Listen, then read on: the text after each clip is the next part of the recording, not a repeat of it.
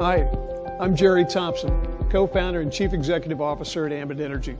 Thanks for joining us today. My family has seen a number of windows of opportunities over the year. I'd like to tell you about one that began over 100 years ago when my grandfather was a small boy growing up in Oak Cliff, a small town across the Trinity River from Dallas, Texas. His next door neighbor ran an ice plant, and every summer he had the opportunity to work there.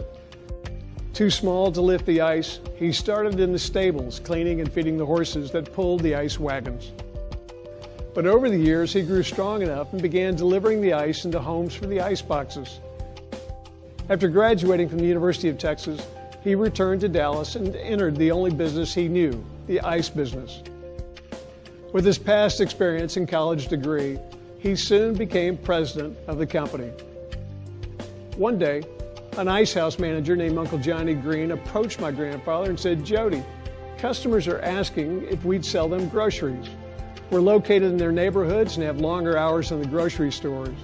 We could keep the perishable items cold in the ice house and put the canned goods and bread and other items outside on the dock." My grandfather liked the idea. He saw a window of opportunity and gave him money to buy some groceries. A year later, Uncle Johnny Green came back and said, "Here's your original investment, and here are your profits." They both smiled and decided to put groceries in all of the ice houses. And that was the beginning of the convenience store industry. In the late 1940s, my grandfather owned 3 ice companies in Dallas, and there were 3 local newspapers. Every time he wanted to place an ad, he had to run 9 ads, 1 for each company and 1 for each paper. It was cumbersome and expensive. He needed one name. So he approached a local advertising firm and explained his problem. He said that his ice stores were open every day of the year except Christmas, from 7 in the morning until 11 o'clock at night. The advertising firm told my grandfather that they would call him back as soon as they had an idea. The phone rang the next morning. They told him this was the easiest assignment they had ever been given, and that he should name his ice stores 7-Eleven. While our family is no longer involved, today there are over 60,000 7-Eleven stores. More than any other retailing concept in the world, more than McDonald's, Starbucks, or Subways. Worldwide revenues are now approaching $100 billion. And it all started in a small ice house in Oak Cliff, Texas. I grew up working in the 7-Eleven stores, and I always knew I wanted to go into business on my own. I just didn't know when the opportunity would arise. My first company was Caprock Communications. I saw a window of opportunity with new fiber optic technology that would dramatically lower the cost of long-distance calls. We built a massive fiber network across the Southwest, and then the internet appeared from nowhere with an almost insatiable appetite for bandwidth. We were in the right place at the right time. We sold Caprock, and in the summer of 2005, I submitted an application to become a retail electricity provider in Texas. Deregulation had begun 3 years earlier, and it was another window of opportunity. By the end of the year, we'd received all of our green lights and regulatory approvals. By spring, we were ready to test our first generation back office systems. My parents became our first customer, and everything worked. It was time to start gathering customers. We wanted to acquire customers at a low cost that would pay their bills and stay loyal. One of our guys suggested direct sales. He said if I was interested in that direct sales model, I should meet Chris Chambliss. I'm Chris Chambliss, co-founder and chief marketing officer at Ambit Energy. Like Jerry, I too have been the beneficiary of incredible timing. In fact, my very first job out of college placed me at the forefront of one of the most exciting transformations in history, the deregulation of the telecommunications industry. In 1994, I took a job at a small startup long-distance company in Dallas, Texas, working for 2 founders who were convinced that their company could put AT&T out of business. To say I was skeptical is probably an understatement, but the company had a unique sales approach, and they were growing fast, and there were opportunities for advancement. So I stayed there. And what happened over the next 10 years was an epic American success story of record-breaking revenue and customer growth. A few short years later, that little startup had enrolled over 6 million long-distance customers and became the 4th largest long-distance provider in North America. all without spending a single dollar on advertising. And that was our secret. Instead of spending millions of dollars with big media companies on expensive television commercials and outdoor billboards, we shared our profits in the form of commissions with a network of independent entrepreneurs who were determined to improve their own financial future and were excited to help their friends and family save money. All the technology and content we take for granted today, mobile devices, wireless internet, online music and movies, social media, they all exist as a result of the telecom breakup. Billions of dollars moved from old monopolies to innovative providers like the one I worked for.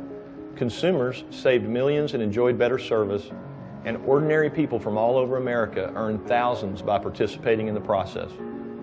I understand the opportunity presented by an industry that is deregulating, and I knew energy was even bigger than telecom. So when Jerry called me to discuss his idea to sell electricity with a similar model, I got very excited. I knew electricity would be a perfect fit. People use it every day without even thinking about it. It's already part of their monthly budget.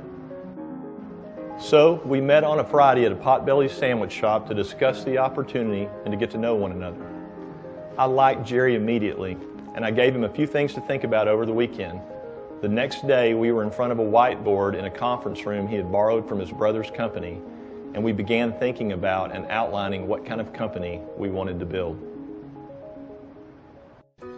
Chris and I wanted to build something we would be proud of. We knew that every time a consultant would approach someone about becoming an Ambit customer or consultant, they would be putting their reputation on the line, and they would be trusting that Ambit would get it right and would deliver as promised not some of the time, but all of the time. And we wanted to be worthy of their trust. We wanted to make them proud of their association with Ambit. So our first decision was to build the finest and most respected retail energy provider in America. And that was a big statement for a small startup company with only a couple of customers. But it made every decision since that much easier. We moved into our 100-year-old warehouse space in the west end of downtown Dallas. Everyone sits in the open. We have no offices. We handed out $19 fold-up tables from Walmart to everybody. They're cheap and they're not really attractive. And we were told that people would assume that we had no money and they'd be afraid to join us. We responded that we were going to invest our money in great people and outstanding systems, not in fancy offices or elegant furniture.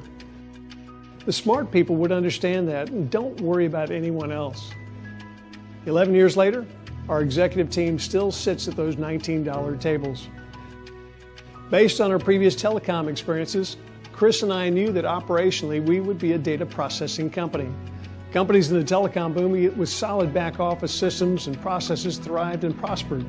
Those lacking good systems capsized and sank when they were hit by that data tidal wave. We would ultimately succeed or fail depending on the quality of our systems. John Burke, our CIO, searched but couldn't find any off-the-shelf systems that met our standards. So we rolled up our sleeves and decided to build our own. We decided to be unconventional. The pros in the industry snickered. They thought we were crazy. No one builds their own systems. We heard it and we ignored it. We didn't want to be like everyone else and have the same results as everyone else. In fact, we didn't even want to think like everyone else. We didn't hire anyone from the electricity industry for over 4 years. Any information we needed, we Googled to find.